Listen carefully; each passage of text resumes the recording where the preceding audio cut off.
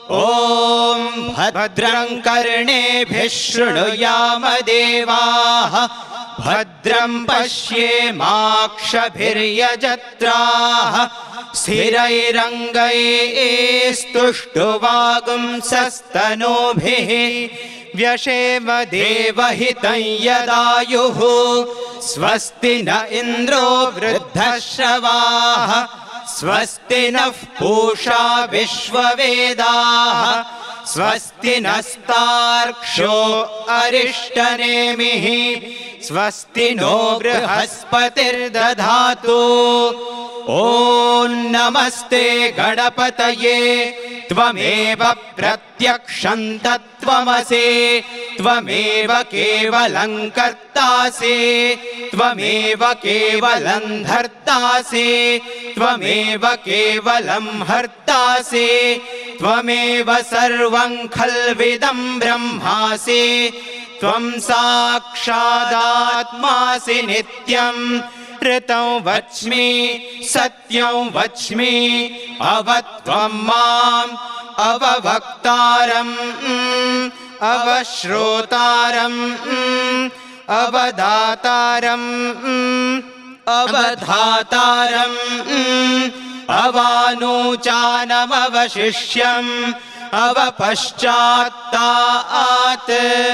अवपुरस्तात् अवोत्तरात्तात् अवदक्षिणात्तात् अवचोर्ध्वात्तात् अवाधरात्तात् सर्वतो मां पाहि पाहि समन्तात् त्वं वाङ्मयस्त्वं चिन्मयः त्वमानन्दमयस्त्वं ब्रह्ममयः। योपां पुष्पं वेद पुष्पवान् प्रजावान् पशुमान् भवति चन्द्रमा वा अपां पुष्पं पुष्पवान् प्रजावान् पशुमान् भवति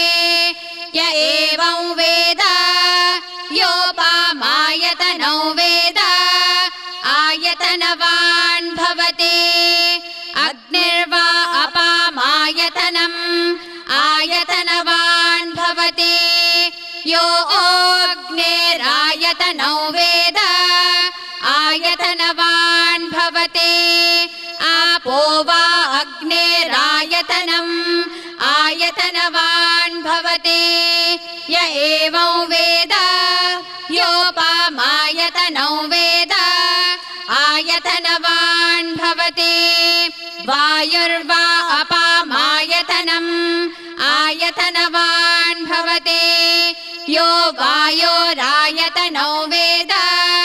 आयतनवान् भवति आपो वै वायोरायतनम्